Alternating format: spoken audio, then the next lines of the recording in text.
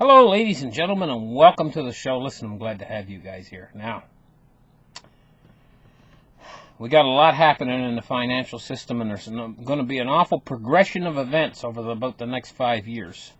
And I'm looking out a ways. The problem with looking too far out is generally you don't get it quite right. But as you get closer and closer to these events, you can see them a little bit better. And so you have to keep adjusting too, because the world is in a constant state of flux. Everything's constantly changing.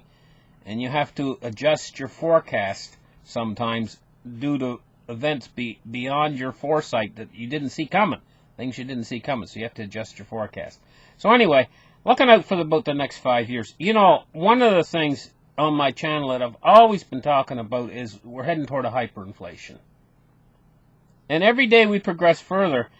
One of the reasons why this particular forecast about hyperinflation is so important, and it's coming true slowly but surely, is because the numbers tell me that it has to happen. Just basically, you just can't keep printing your currency into infinity and expanding the debt without something breaking. Is basically what it amounts to. They've been able to extend this, so here's what's coming. It's coming pretty soon. We had a deflationary event occur in 2008. And they reacted to it. And all of these programs of quantitative easing were reactions to this event, and plus bailing out the banks and everything else. Well, we're coming around to another one of the very similar. It's going to be very similar to 2008, but there's the credit and the derivatives markets and the credit markets and the corporate debt and the junk bond markets and everything. Everything's so much more over leveraged now than it was back in 2008 that this crisis is going to strike quicker and it's going to be more severe than 2008. The response to it, they're going to do the same thing they did back in 2008. But this event in 2008 was deflationary, and this one that's coming is going to be deflationary too. I've been saying for a long time on my show that they're going to run into gold and silver and the dollar. Well, we see the initial phases of this is starting to happen now, and where are they running? See the dollar index going up, you can see gold and silver starting to creep up. They're going exactly where I said that they would go. They've been going heavily into bonds, too. Now, I didn't see that one coming. I was predicting that the bonds on the 10-year were going to go up to 3.25%. And they did. They made it to 3.25% for like one day. Then they backed off, and they've been going down ever since, and they're down now. The overnight rate's higher than the 10-year. We've got a major yield curve inversion. This is how it always works, folks. The same way with the Roman Empire. The periphery of the empire goes down first. So we see the entire world economy starting to turn over. The United States is the only bastion, because that's the center of the core of the empire. That's the only bastion that's basically holding up and got some sort of stability. And the world is coming after the U.S. dollar big time because of this, for safety, because they see this happening in real time. They see that all of these economies, France, Italy, Spain, Portugal, Germany, the United Kingdom, Canada, Australia, China, all these economies are starting to roll over. China's rolling over hard, and they're a huge economy. But they're not, it's going underreported. They get huge problems, huge debt load problems and everything in China. But it's all coming to a conclusion pretty soon. We got the Brexit coming around in the end of October, you know.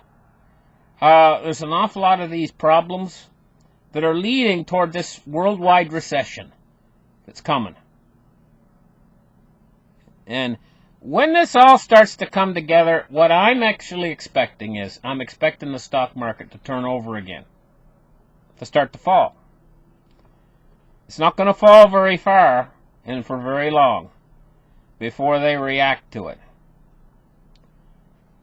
The reaction is going to be a turnaround in the Fed. They're way behind the curve. The Federal Reserve right now they're extreme in how far they are behind the curve. They should have been lowering interest rates months ago instead of raising them.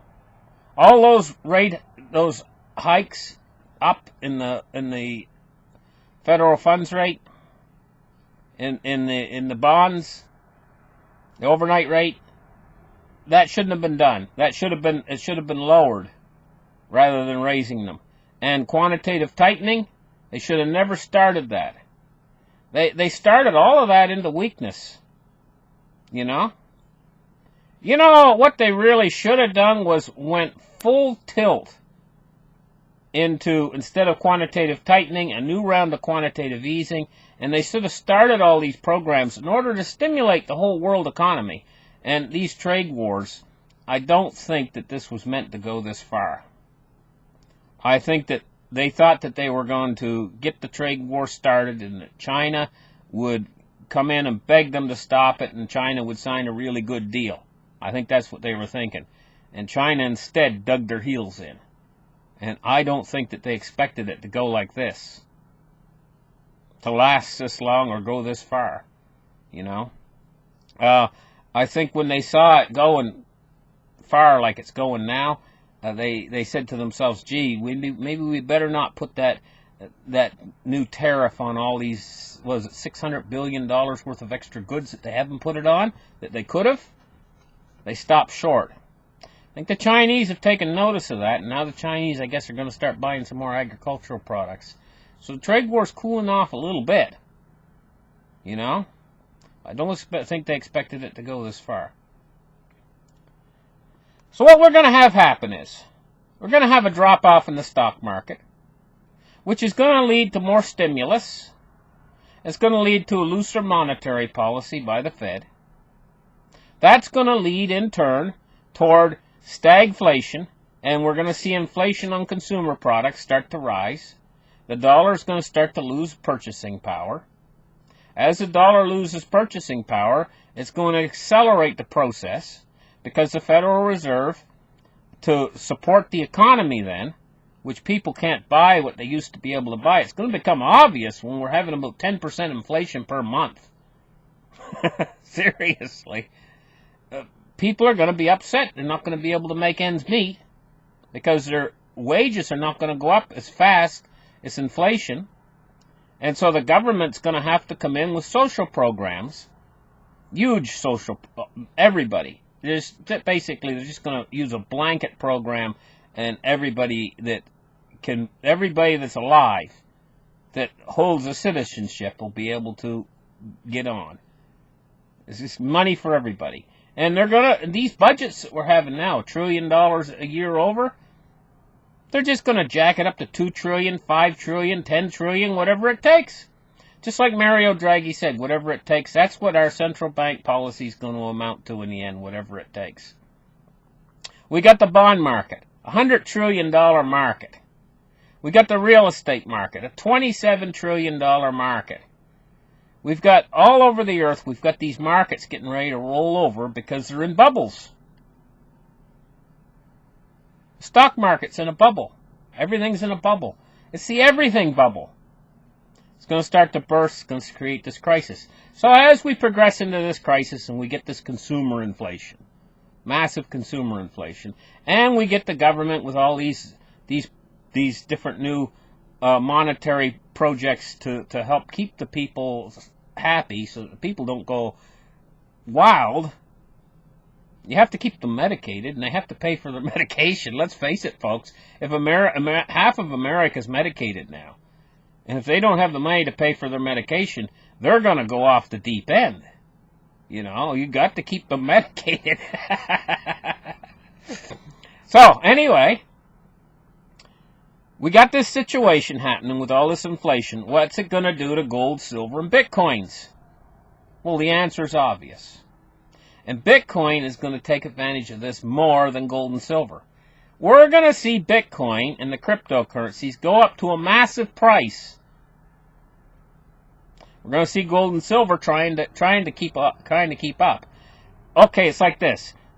Bitcoin's going to be going down the highway at 110 miles an hour, in the fast lane.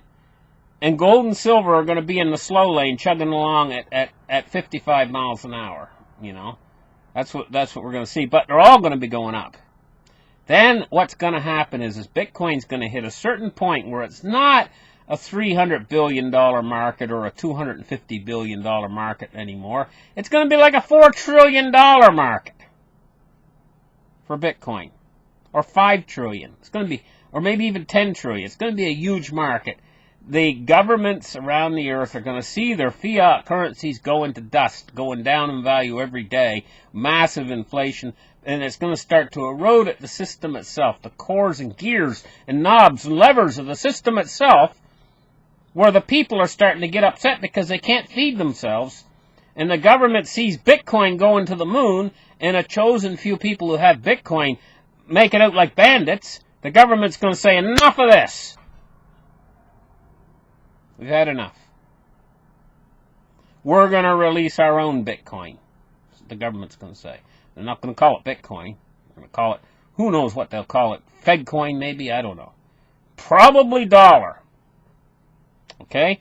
And they'll give you like 90 days. Take your old dollars that are now going to be worthless, transfer them over into new dollars that will be on blockchain technology. They're just going to basically rob the technology.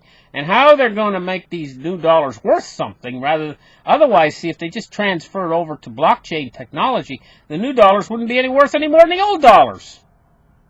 How they're going to make them worth something is they're going to have a more tighter supply, for one. And for two, they're going to peg them to gold. And how they're going to peg them to gold is the gold in Fort Knox is going to be the collateral. And of course, because they're creating trillions of these new dollars, they're going to have to reprice gold, and these new dollars are going to have to be repriced. At least 10,000 an ounce. But I'm thinking more like maybe 100,000 an ounce be repriced gold. What's this immediately? Now, Bitcoin at this particular time, when they do this, Bitcoin's going to be massively high. I don't know. It's probably going to be hundreds of thousands of dollars per Bitcoin. When they do this, Bitcoin price is going to fall. And it's going to fall big. If it's $100,000 when they start to do this program per Bitcoin, it's probably going to drop Bitcoin back down to like 30,000 or something, or 20,000. Seriously, it's going to hurt Bitcoin. At first, it's going to be a war between Bitcoin and these new fiat cryptocurrency back to gold. Well, they're not fiat, are they? They're not fiat, no. They're back with gold. Okay, gold-backed cryptocurrency. There'll be a war between that and gold. And for a little while, gold's going to seem, especially at first, gold's going to seem like the winner. You're going to say, hey, you know what? Gold's the winner. Winner declared. Bitcoin just fell down from 100,000 back down to 20,000 bucks. Winner declared. Gold wins. Right? What's going to happen is because all they've done is just said, okay, this new currency's pegged to gold. They've just said the gold in Fort Knox, but nobody knows what the gold in Fort Knox is, and they're not going to let anybody in to see it. We got a problem here, Houston. And you know what I can see happening? I can see ultimately, in the end, a few years further down the road, Bitcoin winning anyway. Because the new system that they create with this new gold-backed currency, it's going to be corrupt like the old system. It's going to be corrupt. And in the end, I think it's going to be Bitcoin's going to win anyway. Bitcoin will slowly come back from the ashes. If Bitcoin goes to $100,000 and they do this, and they create these new currencies, and they drop Bitcoin price down to 20,000, a lot of people are going to then buy into Bitcoin. Because they're not going to be fooled by these new fiat currencies, or new government-issued gold-backed what's-it dollars that they're going to bring out. you know. But this is how they're going to effectively combat Bitcoin.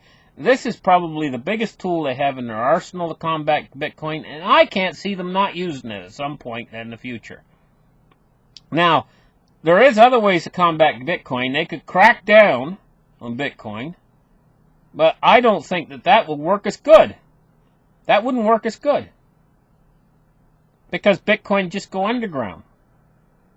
People that hold Bitcoin would continue to hold Bitcoin. It just wouldn't tell anybody. You know? And not only that, you'd have to have the cooperations of all the governments on Earth cooperating on this project to try to ban Bitcoin. You know? And when have the governments ever cooperated on anything? They can't even cooperate within the same government. See, you know, people talk about the government like it's different people, like they talk about the government like it's one single entity that thinks with one mind. That's not true. It's all different people within the government, you know, and each person has a different thought about what they want to do. And this is why they have so much trouble agreeing on anything.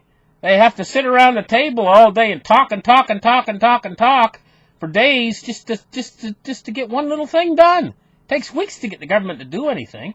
If you're waiting on something, if you're waiting for them to do paperwork or something, or they have to make a decision, heaven forbid they have to make a decision. They have to get some sort of bipartisan bill through or something. Takes them forever. How are they ever going to get their head around trying to stop Bitcoin if they can't decide on what kind of color to paint their toilets? I mean, this is government. Anyway, listen. I know I've rattled on for a little while, but ultimately I think in the end cryptocurrencies will win. But I think they're going to go through a troubled period when the government tries to get rid of them. And the government, I think the tool the government's going to use to try to get rid of them is the governments, all around, all the governments are going to go over and they're going to transform their fiat currencies into blockchain. Wait for it, it's coming. And it is going to damage the cryptocurrencies, I think. It's going to give them competition. I think Libra coin, I don't think it's ever going to get off the ground because the government wants to do it themselves a little bit further into the future. I think it's already in the works. Listen, thank you guys for listening. Like and subscribe, and we'll catch you on Monday morning with a new market report. And give me a thumbs up. Thank you very much. Bye-bye, guys.